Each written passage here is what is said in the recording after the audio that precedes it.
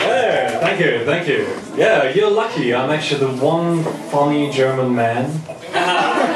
So, and I'm in Beijing and you're here too, so basically you won the lottery. That's it for you right there. And I'm gonna do an even greater callback.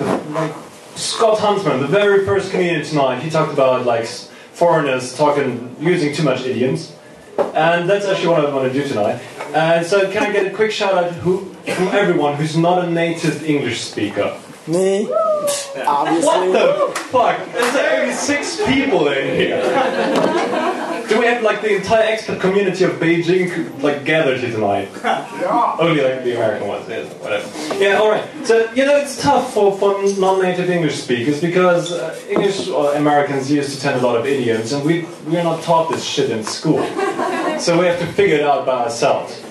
And sometimes it's easy, it's basically the same, but sometimes it's like, there's like different kinds. Like the first one is, it has the same meaning, but it has completely different content. And my favorite one is like being hungover. Yeah. So I found out what it means. You can't deduce that from the word really. But I found out what it means, and like, just to give you like the opposite example, in German, and yeah, we say if you're hungover, I have a male cat. That's it. You can say I have a very large male cat, this male kid is ripping my balls off or whatever. But that's how you say you're hungover. The other option you have is I have a skull. And that's basically it. Which to me, ever since I like started drinking with Australian people, added insult to injury when they're cheering you on for drinking by shouting skull, skull, skull, skull. You know, yeah, that's what happened to me in the morning, right there. So that's like the first kind, so eventually you figure that out. And then there's another kind where you have a saying in English, for example, and in other language it's a complete opposite. Take, in English, the best things in life are free. Oh, that's nice. That's so nice. As you would assume, Germans are a bit more bleak. And basically we have a good saying that is, nothing in life is free. Only death. And that costs your life. And if you're already in that kind of mindset and you want to push down in it, and it's like, and no one dies a virgin, life fucks them all. So you can see, like, if someone goes around like, oh, best thing to life is free, and you're German, like, what?